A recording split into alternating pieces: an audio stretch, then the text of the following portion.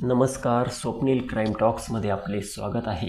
आजची सत्य घटना आहे मध्य प्रदेशमधून. मध्य प्रदेशमध्ये एक जिल्हा आहे इंदोर आणि या इंदोर जिल्ह्यामध्येच एक गाव असते डोंगरपूर. या डोंगरपूर गावामध्ये धीरज कुमार नावाची एक व्यक्ती असते. या व्यक्तीकडे 7-8 एकर जमीन असते आणि त्या व्यक्तीला कसलीही कमी नसते. पैसा, दौलत, शोहरत, इज्जत सर्व गोष्टी या व्यक्तीकडे असतात. हळूहळू वेळ पुढे निघत असते. या व्यक्तीची एक मुलगी असते जिचं 12वीचं शिक्षण नुकतंच पूर्ण झालेलं असतं. तिचं नाव असतं कोमल. ही कोमल त्या धीरज कुमारला म्हणते की पप्पा, मला आता पुढे देखील शिकायचं आहे. त्यावरती धीरज कुमार काही कारणामुळे तिला नाही म्हणतो, परंतु मुलगी काही केल्या ऐकत नाही. बाप मना करतो म्हटल्यावरती ती मुलगी तिचं जेवण वगैरे सर्व गोष्टी सोडून देते. मुलीची ही अवस्था बघून धीरज कुमार शेवटी तयार होतो. धीरज कुमार तिला नाही म्हणत होता, कारण तिला 12वी नंतर शिकण्यासाठी शहरात ॲडमिशन घ्यावे लागणार होते आणि शहरात गेल्यानंतर सर्वच मुली चांगल्या वागतील असं नसतं. त्यामुळे हा धीरज कुमार सुरुवातीला पोरीला नाही म्हणत होता, परंतु पोरीच्या या हट्टापायी तो शेवटी त्याला मान्य करावे लागले आणि तिला त्याने परवानगी दिली. परंतु धीरज कुमार तिला म्हणाला की चांगले शिक आणि काहीतरी बनव, वाईटांची संगत सोडून दे. त्यावरती ती कोमल देखील त्याला म्हणते की मी असं कधीच वागणार नाही ज्यामुळे शर्मेने तुमची मान खाली झुकेल. त्यावरती धीरज कुमारला देखील बरं वाटतं. आता मुलगी शहरामध्ये तिचं ॲडमिशन करते आणि रोज सकाळी 8 वाजता ती कॉलेजला जाऊ लागते. कॉलेजला 8 वाजता जायची आणि 4 वाजता ती घरी यायची. असेच हळूहळू दिवस पुढे जात असतात.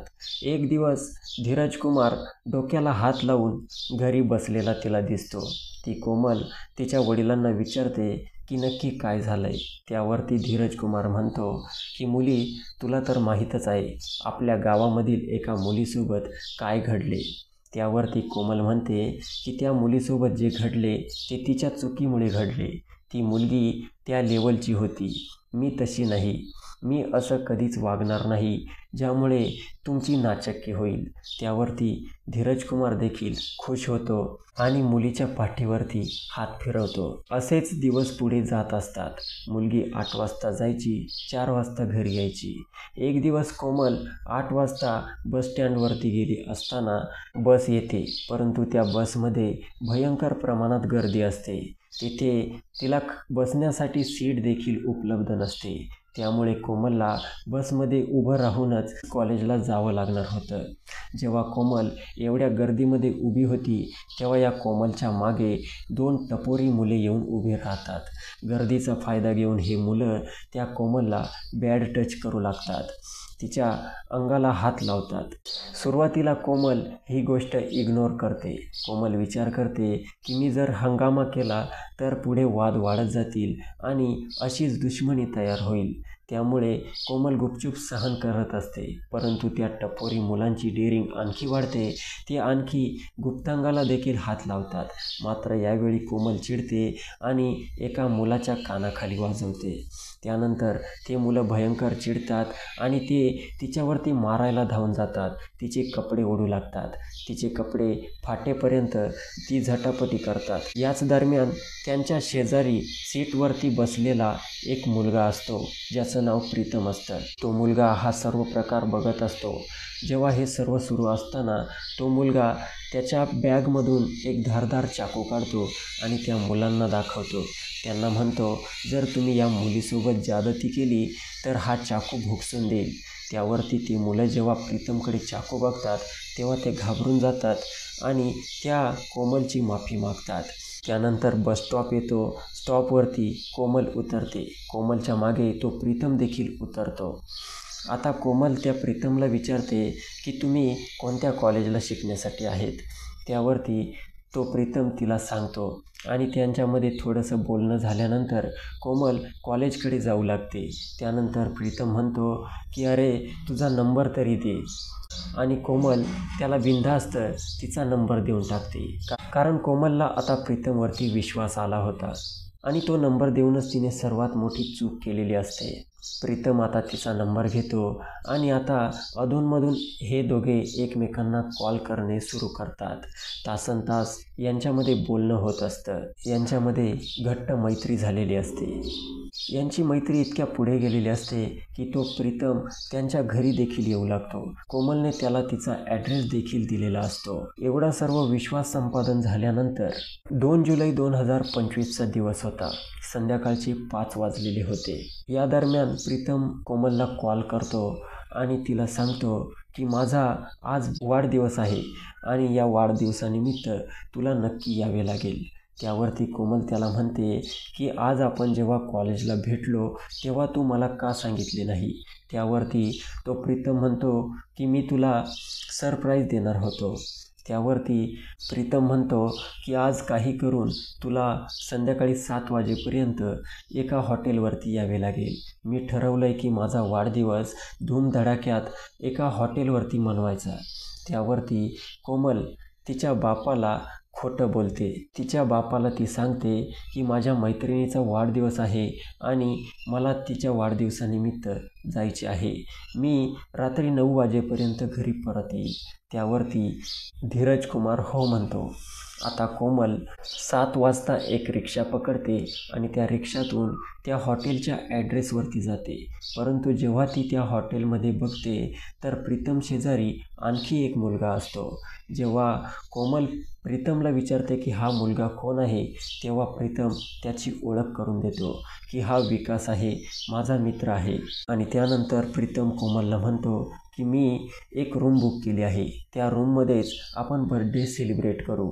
त्यानंतर तिघेही त्या रूममध्ये जातात. परंतु तेथे जाण्यापूर्वी प्रीतम आणि विकासने 5 बिअरच्या बाटल्या विकत घेतलेल्या असतात त्या आणि केक घेतलेला असतो.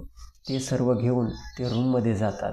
7:30 वाजता प्रीतमचा बड्डे ते सेलिब्रेट करतात. केक कट वगैरे करतात आणि त्यानंतर प्रीतम आणि विकास 2-2 बियर पिऊन घेतात. त्यांना नशा झालेली असते आणि ते आता कोमलला देखील म्हणतात की तू देखील एका बियरची टेस्ट घेऊन बघ. कोमल त्यांना मना करते. परंतु त्यांनी खूप दबाव आणल्यानंतर आणि मनवल्यानंतर कोमल तयार होते. कोमल कशीबशी एक बियर पिते. परंतु त्या एका बियरने कोमलला भयंकर नशा होते. कारण कोमलने या अगोदर कुठलीही ड्रिंक वगैरे केलेली नसते, कुठलाही नशा केलेला नसतो. कोमलला हे देखील समजत नाही की आपण कुठे आलेलो आहोत, कशासाठी आलेलो आहोत आणि काय करत आहोत. जेव्हा कोमल बेशुद्ध पडण्याच्या अवस्थेत जाते, तिला काही समजत नाही, तेव्हा मात्र हा प्रीतम आणि विकास रूमचा दरवाजा बंद करून घेतात आणि तिचे संपूर्ण कपडे काढतात आणि तिच्यासोबत दुर्व्यवहार करतात, तिच्यासोबत रेप करतात. दोघांची जेव्हा संतुष्टी होते तेव्हा 11-12 वाजेच्या दरम्यान जेव्हा कोमलला शुद्ध येऊ लागते तेव्हा तिला दिसते की तिच्या अंगावरती एकही कपडा नसतो. तेव्हा मात्र कोमल भयंकर चिडते. तिला कळून चुकते की प्रीतमने आपल्यासोबत काय केले आहे. त्यानंतर ती प्रीतमला बोलते की तू माझ्यासोबत हे खूप वाईट कृत्य केले आहेत. त्यावरती प्रीतम तिला समजावून सांगतो की तू टेन्शन घेऊ नको, जर तशी काही वेळ आली तर मी तुझ्यासोबत लग्न देखील करेल. तिला विश्वासात घेतात. तिकडे बाप परेशान असतो. रात्रीचे 12:30 वाजले तरी मुलगी कोमल घरी आलेली नसते. तो चिंतित असतो. इकडे सुमारे 1:30 वाजेच्या दरम्यान प्रीतम आणि विकास दोघेजण त्या कोमलला घेऊन तिच्या घरी आणून सोडतात. घरी आल्यानंतर जेव्हा धीरज कुमार तिला विचारतात की उशीर का झाला आणि ही मुलं कोण आहेत, त्यावरती कोमल म्हणते की हे माझ्या मैत्रिणीचे भाऊ आहेत आणि मला मैत्रीण म्हणाली होती की थोडा वेळ थांब, म्हणून मला उशीर झाला. या गोष्टीला असा तसा 1 महिना जातो. 1 महिन्यानंतर कोमल कॉलेजमध्ये शिकण्यासाठी गेलेली असते. कॉलेजमध्ये असताना तिला चक्कर येतात, ती बेशुद्ध पडते.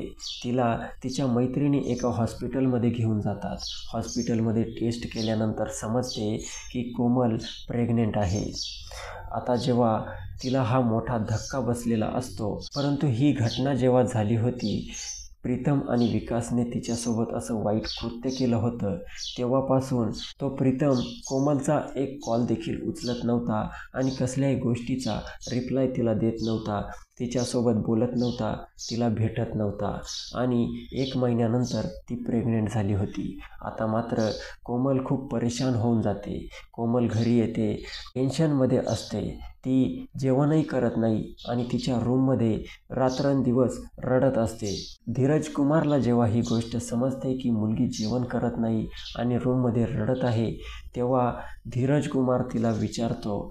तेव्हा मात्र ही कोमल तिच्यासोबत घडलेला सर्व प्रकार त्या बापाला सांगते.